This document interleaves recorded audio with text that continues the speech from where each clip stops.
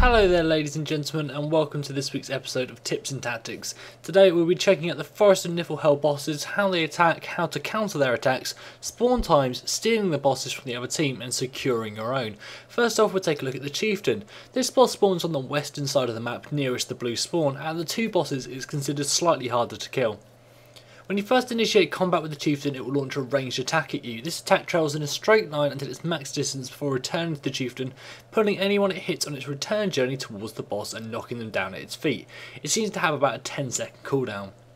He also has a melee ranged kick ability which will cause a knockdown. He's able to chain these two CC abilities one after the other, dishing out some pretty high damage and keeping you from attacking him. His attacks also apply bleeding, which does some mild damage. When it comes to fighting the Chieftain, it's best to first engage from range and then flank to the left or right to avoid the thrown ability.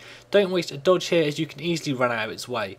The Chieftain also won't move when it's casting its skills, so you can now dictate whether to close the gap or maintain range. If fighting from range, chain some cripples and add any other CC you can, and it's easy enough to kite the boss, just avoid that thrown ability. You can also force the boss to aggro any pets you might have as a ranger, necromancer or mesmer.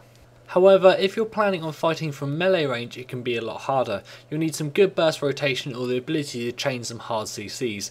As a thief, you can also stealth, which will cause the boss to start walking back to its spawn, but won't reset the HP so long as you don't leave it for too long. You can chain this to mitigate some damage, just look out for that kick. Svanir is the second boss. He spawns on the eastern side of the map nearest the red spawn. His HP was recently buffed up, but he's still considered to be a little bit easier than the Chieftain to defeat. When you initiate combat with Svanir, he will rush at you and knock you down. He will then follow this up with a series of fast attacks that deal some massive damage.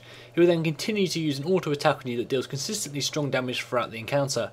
The rush skill seems to be on a longer cooldown than the Chieftain's ranged pull of about 15 seconds. Techniques for fighting Svanir are to avoid the initial knockdown and burst. This can be done by either opening with a cripple or immobilise from range or dodging the attack. Again, like the Chieftain, it's best to engage from range first, as this gives you a good chance to avoid his opener. You can then continue to kite the boss or enter melee range safe from his CC, however he can still dish out some very high damage with that quick burst, so be ready to dodge. Spawn times on both the bosses are 3 minutes, so keep an eye on the clock so you can either be at the spawn or making your way there when it comes back up.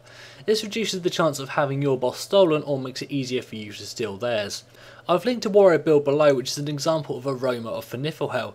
It's a standard burst build. You can switch it out to fit your own playstyle, but you need to keep the burst rotation in there. This works by waiting until the bosses at about 20% HP, balls charge in, frenzy and 100 blades.